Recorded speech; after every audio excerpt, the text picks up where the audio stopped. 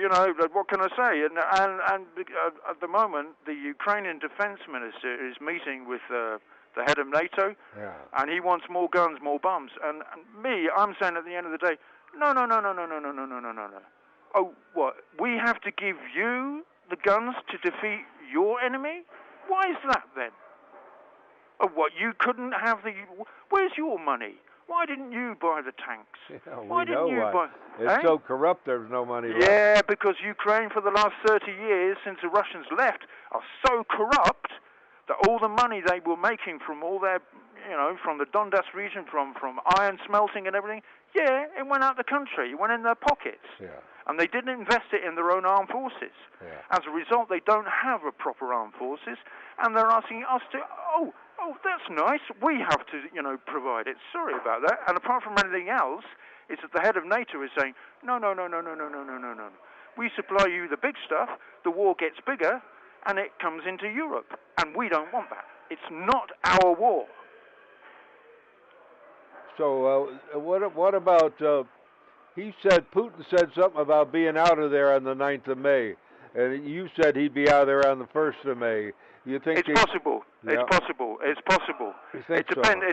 It depends It depends what he's going to do on May Day. May Day is 1st of May. Yeah. May Day is the Red Star Day. That's Communism Day. Yeah.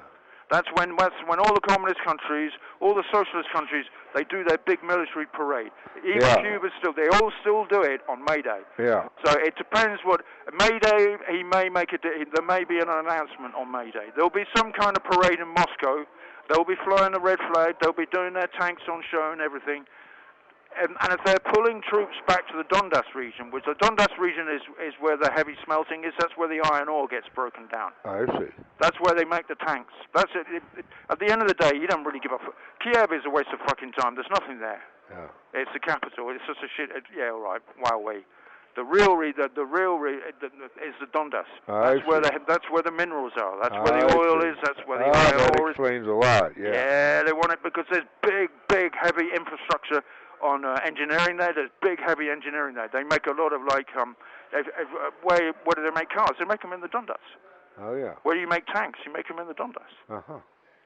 So he wants that big time, and he'll take what he wants is take.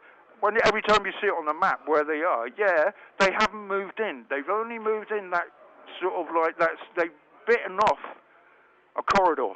They want that corridor. That's where all the minerals are.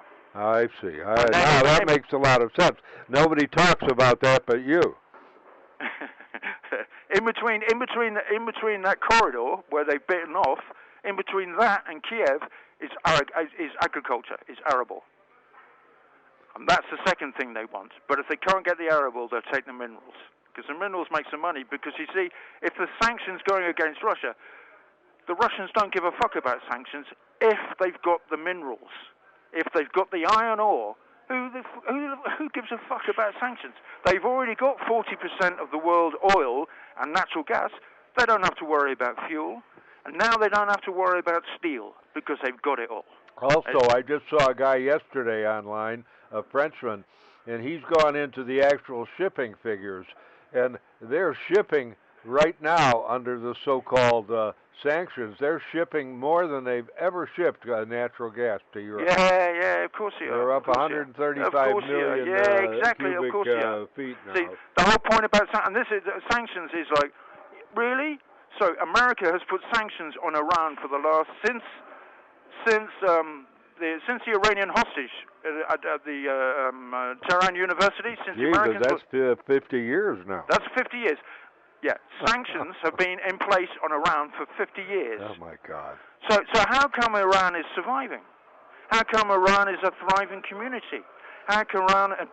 There's sanctions because people break sanctions all the time. Yeah. And the golden rule about sanctions is, if you've got a commodity that you want to sell and it's cheap enough, there'll be a buyer. That's how it goes, you know. Yeah, I don't think that stuff's going to sit in a tank somewhere. That's for sure. Yeah, exactly. You know, so and it's shit. But the whole thing about the Ukrainian situation and what's going on in the civilian population, it's not going to be like that forever. It's not going to be like that a year from now. It's shit for the civilian population. Yeah, but life was shit for the Vietnamese population. Life is shit for the Syrian population, the Chechenian population. It's, you know, and it's like, hang on, how come why don't people invade South America anymore? Because there's nothing in South America. Because everything was stolen by the Spanish. Yeah. South America used to be full of gold. Yeah, the Spanish stole it all. What did the Spanish do when they invaded South America? They murdered the entire swathe of the civilian population. What did we do when we settled North America? We murdered the entire Indian North American population. Oh, everybody forgets about that in India. Sorry, in North America. Oh, what happened to the Indians? Well, the white man wiped them out. Literally wiped them out. We killed all the women, all the children, everything. And the ones that were left, we said, you can live up there. And we gave them shit bits of desert. Well, the media had a lot to do with that because people who were captured by the Indians and kept as slaves for 5 or 6 years, they would escape after 5 or 6 years. And then these publishers would get a hold of them and of course, publish the stories. Yeah. And, of course, the Indians were terribly cruel to the whites. Exactly. And that infuriated the whole nation against and you see when the civilian press get a hold of what goes on, then things get manipulated, things get taken out of context, all kinds of stuff. Because not all the Indians were bad. Yeah, the Cheyenne were bad, the Sioux were bad. They were by far they had the most territory. They had all of Texas and Oklahoma. Exactly. They had all the best territory where all the oil was and all the minerals were and all the gold were and everything. And guess what? Fuck with them. Guess what? Guess what? The white man went in there and steamrolled them. Yeah. And like, General Cussard? Yeah. General Cussard was a complete bastard, mate. He was an out and out. He was he was a so-so general, but he was an out and out bastard. Huh. And him and what was it, 7th Cavalry? Yeah, they wiped out loads of Indian sort of squaws and kids and everything, but they never got reported because no, he's a hero. Yeah, all right, if you say so. Well, it's still war should have stopped a century ago. There's no reason. Yeah, exactly. There's no reason for it anymore. Yeah, but people they go on with it. Yeah, but this is the human race. Yeah, they're stuck in a rut. The human race, and the one thing the only thing that keeps the human race from ticking over is you need things like coronavirus and you need things like Ukrainian war, because if you don't have things like that, we overpopulate very quickly.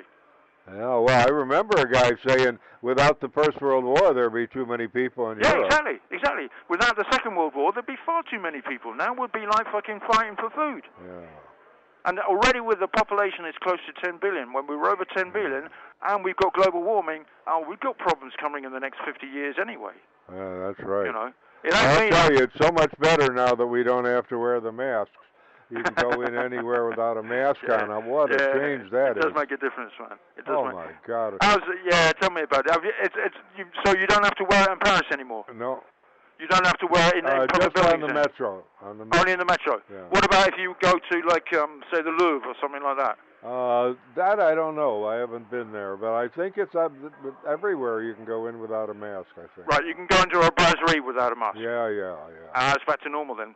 Yeah, but I think after the elections they're going to go back. I don't think it's going to stay. That's what I'm. Because they didn't like the past. They didn't end the past. They suspended it, which means they can start it in a heartbeat. Yeah, of course. Because don't forget, Corona hasn't gone away. It's still here. Oh yeah, there's still lots of people dying from it. Yeah, exactly. It's just it's a bit old news now, and the vaccines are in, and it's like if you take the right precautions, you'll be all right. If you don't, you're fucked. Yeah. Well, we'll see. Anyway, we're still here. You're still here. I'm still here. That's the main. Yeah, exactly. And the other thing, it's a bit like, cholera's gone. No, cholera's still around. Typhoid's still around. Yellow fever's still around. Polio's still around. Oh yeah. And malaria's still around. Oh, and by the way, you can add a new one. What's that? Corona. Yeah. It'll be around for a long. Everyone's been cured of cancer. No, you can still get cancer. Bomb. Yeah. Well. The thing is, they've got people backed up.